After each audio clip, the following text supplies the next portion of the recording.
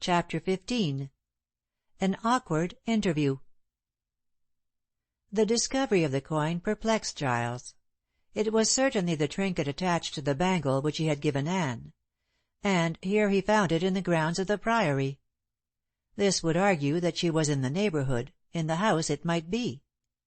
She had never been to the Priory when living at the Elms, certainly not after the New Year, when she first became possessed of the coin.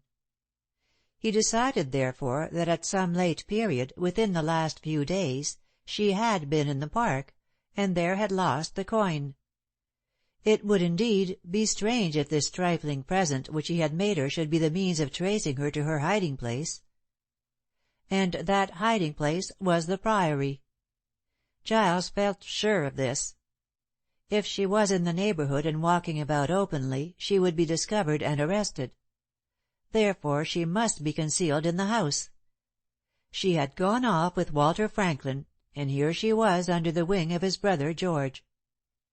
The case grew more mysterious and perplexing as time went on. Giles did not know which way to turn, or what advantage to reap from this discovery. Certainly, if he could get into the Priory and search the house, he might discover Anne. Or it might be that if he confided in Franklin and told him of his love for Anne, the man might tell the truth and let him have an interview. But the matter took some thinking out. He decided to let it remain in abeyance at present. After kissing the coin, had it not been Anne's, he slipped it into his waistcoat pocket and returned home. Here a surprise, and not a very agreeable one, awaited him.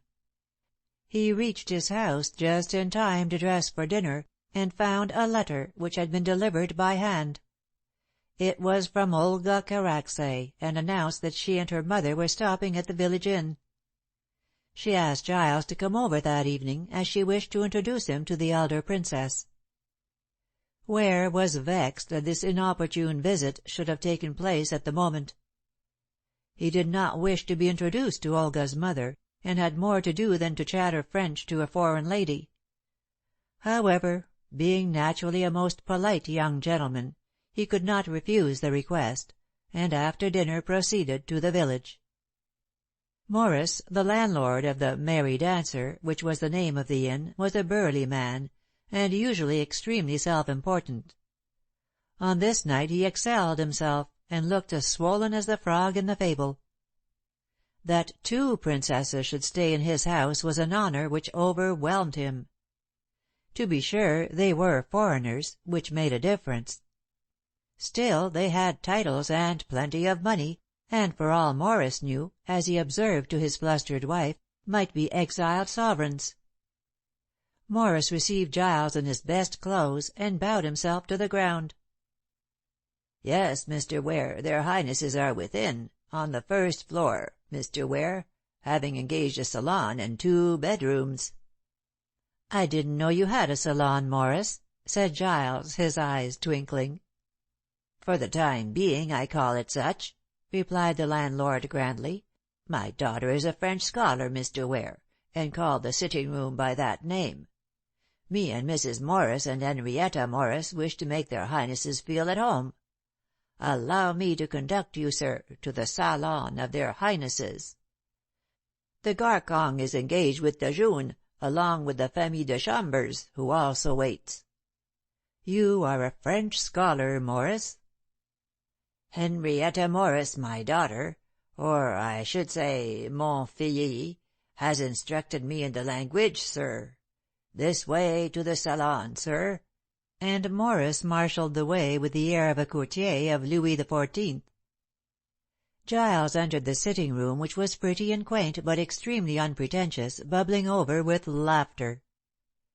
Olga came forward, and catching sight of his face, laughed also as she shook hands with him. "I see you know the jest," she said. "Morris informed me of it as soon as I entered his door. Why have you come down to this dull place, Princess?" "Ah, no." She made a pretty gesture of annoyance. "You must to-night call me Olga." "I should not think of taking such a liberty," said Giles quickly. Olga pouted. "Then Mademoiselle Olga," said she, My mother you must call the Princess Karacsay. Will you allow me, Mr. Ware, to present you to my mother?" She led the young man forward, and he found himself bowing to a stout lady, who at one time must have been beautiful, but in whom age had destroyed a great amount of her good looks. She was darker than her daughter, and had a languid, indolent air, which seemed to account for her stoutness. Evidently she never took exercise. Her face was still beautiful, and she had the most glorious pair of dark eyes. Her hair was silvery, and contrasted strangely with her swart face. One would have thought that she had African blood in her. She wore a yellow dress trimmed with black lace, and many jewels twinkled on her neck and arms, and in her hair. Her tastes, like her appearance, were evidently barbaric. In this cold, misty island she looked like some gorgeous tropical bird astray. "I am glad to see you, Mr. Ware," she said in soft, languid tones, yet with a kind of rough burr. "My daughter has often talked of you." Her English was very good, and there was little trace of foreign accent. Yet the occasional lisp and the frequent roughness added a piquancy to her tones. Even at her age, and she was considerably over 50, she was undeniably a fascinating woman. In her youth she must have been a goddess both for looks and charm. Olga was regal and charming, but her mother excelled her. Giles found himself becoming quite enchanted with this Cleopatra of the West. "You have been long in England, Princess?" he asked. "But a week. I came to see Olga. She would have me come, although I dislike traveling. But I am fond of Olga." "It is more than my father is," said Olga with a shrug. "He would not come. I suppose he thinks that I have disgraced him." "My dear child," reproved her mother, "you know what your father's opinion is about this wild life you lead." "A very hard-working life," retorted her daughter. "Singing is not easy. For the rest, I assure you I am respectable." "It is not the life for a Karacsay, my dear. If you would only come back to Vienna and marry the man your father—" "I choose for myself when I marry," flashed out Olga with a glance at the uncomfortable Giles. "Count Taroc can take another wife." The Princess, seeing that Giles found this conversation somewhat trying, refrained from further remark. She shrugged her ample shoulders and sipped her coffee, which she complained was bad. "You do not know how to make coffee here," she said, unfurling a fan, "and it is cold, this England of yours." "Princess, to-night is warm," expostulated Ware. "Nevertheless, I have had a fire made up," she answered, pointing with her fan to the end of the room. "The landlord was so surprised." "He no doubt considered it to be an eccentricity of Her Highness," said Olga with a laugh. "A cigarette, mother?" The Princess took one languidly, and moved her chair closer to the fire. The night, to Giles, was quite hot, and he could scarcely bear the stifling heat of the room. Windows and doors were closed, and the fire flamed up fiercely. Also some pastilles had been burnt by Olga, and added a heavy, sensuous scent to the atmosphere. Ware could not help comparing the room to the Venusberg, and the women to the sirens of that unholy haunt. Which of the two was Venus, he did not take upon himself to decide. "I am used to the tropics," exclaimed the Princess, puffing blue clouds of smoke. "I come from Jamaica, but I have been many years in Vienna, and in that cold Hungary." She shivered. "And now I see, Princess, why you speak English so well," said Giles, and he might also have added that he now guessed why she was so Eastern in appearance and so barbaric in her taste for crude, vivid colors. She had Negro blood in her veins, he decided, and Olga also. This would account for the fierce temperament of the latter. "I left Jamaica when I was 22," exclaimed the Princess, while her daughter frowned. For some reason Olga did not seem to approve of these confidences. "Prince Karacsay was traveling there. He came to my father's plantation, and there he married me. I am sorry I did not marry someone in Jamaica," she finished lazily. "My dear mother," broke in her daughter petulantly, "you have always been happy in Vienna and at the castle." "At the castle, yes. It was so quiet there. But Vienna, ah! It is too gay, too troublesome." "You don't like noise and excitement, Princess?" She shook her imperial head with the gesture of an angry queen. "I like nothing but rest. To be in a hammock with a cigarette and to hear the wind bend the palms, the surf break on the shores. It is my heaven. But in Hungary, no palms, no surf. Ach!" She made a face. "You are different to Mademoiselle Olga here," said Ware, smiling. "Quite different," cried Olga, with a gay laugh. "But I am like my father. He is a bold hunter and rider. Ah, if I had only been born a man! I love the saddle and the gun. No wonder I got away from the dull society life of Vienna, where women are slaves." "I like being a slave, if rest is slavery," murmured her mother. "Would not your father let you ride and shoot, Mademoiselle Olga?" "Oh, yes, in a measure. But he is an Austrian of the old school. He does not believe in a woman being independent. My mother, who is obedient and good, is the wife he loves. The Prince has been very kind to me. He does not trouble me." "He wouldn't let the air blow too roughly on you, mother," said Olga, with a scornful laugh. "He is a descendant of those Magyars who had Circassian slaves, and adores them as playthings. I am different." "You are terribly farouche, Olga," sighed the older woman. "Your father has forgiven you, but he is still annoyed. I had the greatest difficulty in getting his permission to come over here." "He doubtless thinks you will be able to bring me back to marry Count Taroc," replied Olga, composedly. "But I stay." She looked at Giles again, as if he were the reason she thus decided. To change the conversation he stood up. "I fear I fatigue you, ladies," he said, looking very straight and handsome. "You will wish to retire." "Certainly I retire," said the Princess. "But my daughter—" "I shall stop and talk with Mr. Ware." "Olga!" murmured her mother, rather shocked. "I fear I have to go," said Giles uneasily. "No, you must stop. I have to talk to you about Anne." "Who is this Anne?" asked the Princess, rising lazily. "No one you know, mother. A friend of Mr. Ware's. Now you must retire, and Katinka shall make you comfortable. You will not be long, Olga. If your father knew—" "My father will not know," broke in her daughter, leading the elder woman to the door. "You will not tell him. Besides," she shrugged, "we women are free in England. What would shock my father is good form in this delightful country." The Princess murmured something to Giles in a sleepy tone, and lounged out of the room, bulky but graceful. When she departed and the door was closed, Olga threw open the windows. "Pah!" she said, throwing the pastilles out of the door. "I cannot breathe in this atmosphere. And you, Mr. Ware?" "I prefer untainted airs," he replied, accepting a cigarette.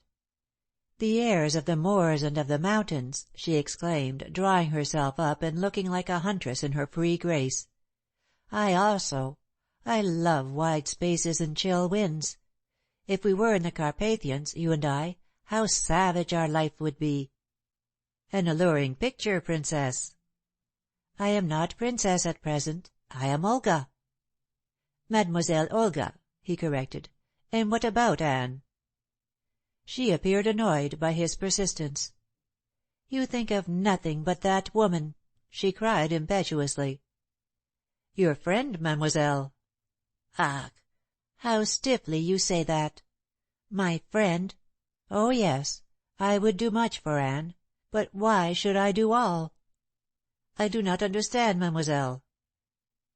With a strong effort she composed herself and looked at him, smiling. "Is it so very difficult to understand?" she asked softly. "Very difficult," replied Ware stolidly. "None so blind as those who won't see," muttered Olga savagely.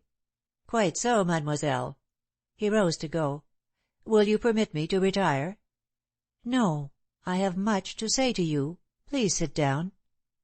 "If you will talk about Anne," he replied, still standing.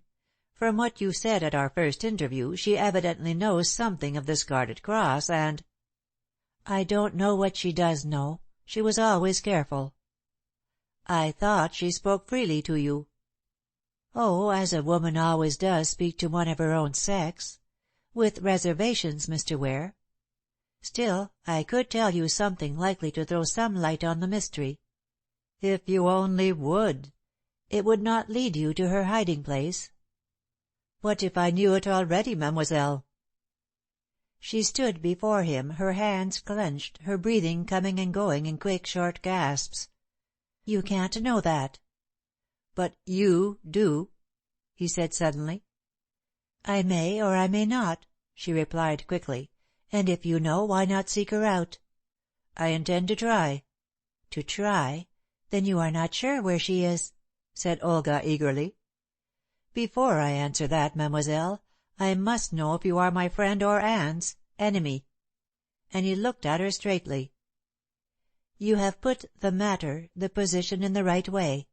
I am your friend and Anne's. No, I am not her enemy. But I won't give her to you. No, I won't. You must guess that I—" "Mademoiselle," he interrupted quickly, "spare yourself and me unnecessary humiliation. You know that I love Anne, that I love no one but her. I would give my life to find her, to prove her innocence." "Even your life will not bring her to you or save her from the law." "Giles," she held out her arms, "I love you." "The heat of the room is too much for you. I will go." "No." She flung herself between him and the door. "Since I have said so much, I must say all. Listen. I have been making inquiries. I know more about the Scarlet Cross and Anne's connection with it than you think. Her fate is in my hands. I can prove her innocence." "And you will. You will." "On condition that you give her up." "I refuse to give her up," he cried angrily. "Then she will be punished for a crime she did not commit." "You know that she is innocent." "I can prove it, and I shall do so. You know my price."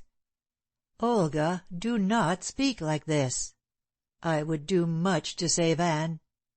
"And you refuse to save her," she replied scornfully. "I refuse to give her up." "Then I shall do so. To the police. I know where she is." "You do? That is why you are down here." "I did not come here for that, but to see you. To make my terms. I love you, and if you will give her up, I shall save her." "I can save her in spite of you," said Giles, walking hastily in the door. "Your presence here confirms a fancy that I had. I can guess where Anne is, and I'll save her." "You will bring her to the light of day, and she will be arrested. I alone can save her." "You will. Oh, Olga, be your better self, and—" "You know my price," she said between her teeth. "I can't pay it. I can't." "Then you must be content to see her ruined." "You are a devil." "And you are most polite. No, I am a woman who loves you, and who is determined to have you at any cost." "Can you really save Anne?" "I can." "Will you give me time to think?" A flash of joy crossed her face. "Then I am not so indifferent to you as you would have me suppose," she said softly. "You are not so No, no, I can't say it. Give me time. Give me time." He opened the door. "Wait, wait," she said, and closed it again. "I will give you 2 days. Then I return to London. If I have your promise, Anne shall be set free from this accusation. If you tamper in the meantime with her, for you may know where she is, I'll have her arrested at once." "I will do nothing," he said in muffled tones. "Swear! Swear!" She placed her hands on his shoulders. Giles stepped back to free himself. "I will swear nothing," he said in icy tones. "I take my 2 days." So saying, he opened the door, but not quickly enough to prevent her kissing him. "You are mine! You are mine!" she exclaimed exultingly. "Let Anne have her liberty, her good name. I have you. You are mine. Mine." "On conditions," said Giles cruelly, and went away quickly. Chapter 16. Read by Céline Major